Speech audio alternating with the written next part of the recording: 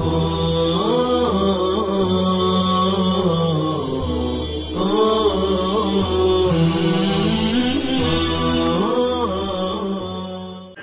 اللہ الرحمن الرحیم۔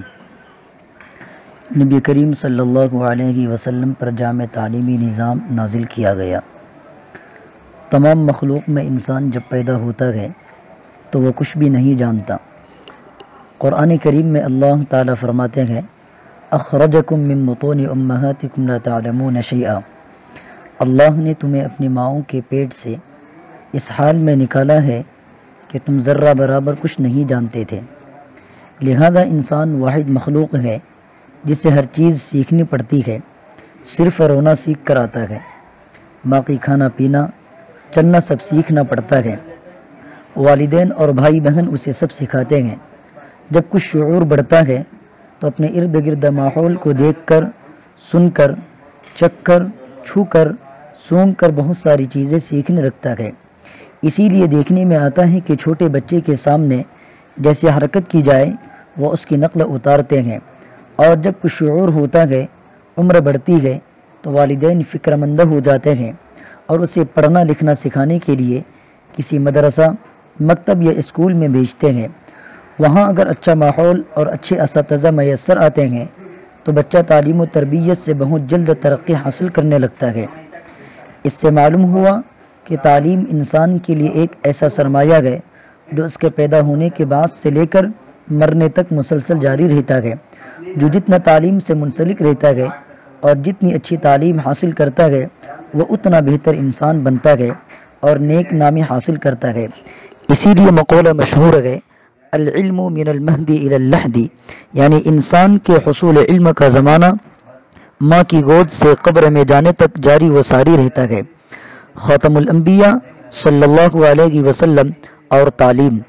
نبی کریم صلی اللہ علیہ وسلم کی ذات اقدس پر نبوت و رسالت کا سلسلہ ختم ہوا جو اصلاح بشر کا سب سے مبارک سلسلہ تھا، البتہ اس کو اس طور پر ختم کیا کہ وہ ختام مسک کا مصداق ٹھہرا۔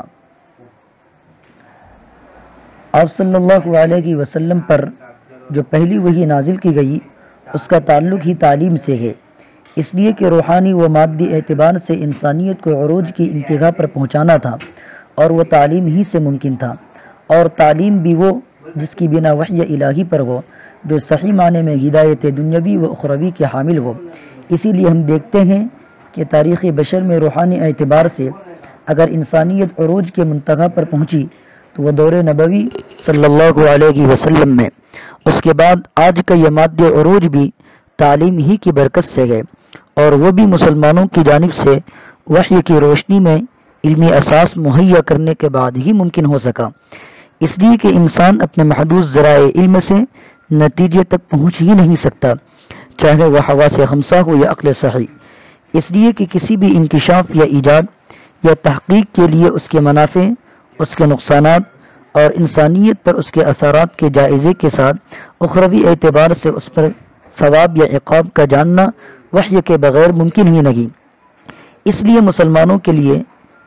مسلمانوں کے نزدیک سب سے اہم اور مقدس ذریعہ علم وحی ہے۔ اللہ رب العزت نے پہلی ہی مبارک وحی میں یہ واضح کر دیا کہ اللہ کے نام سے اور اسے رب مان کر، اس کی خالقیت کا اقرار کر کے اور اس کی مرضی کو جان کر جو کام کیا جائے گا وہ دنیا و آخرت کے اعتبار سے مفید ہوگا، ورنہ یا تو دنیا یا آخرت یہ دونوں جہانوں میں نقصان کا باعث ہوگا۔ آج کی سسکتی ہوئی انسانیت کی پریشانیوں اور مشکلات کی بنیادی وجہ ہی وحی سے ناطہ توڑنا ہے۔ دن بدن تجربات میں اعتراف ہے کہ اسلامی تعلیمات ہی سعادت اور نفع کی ضامن ہے۔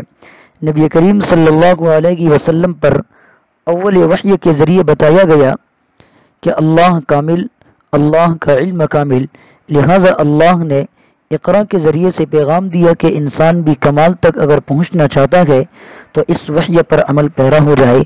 بقیہ آئندہ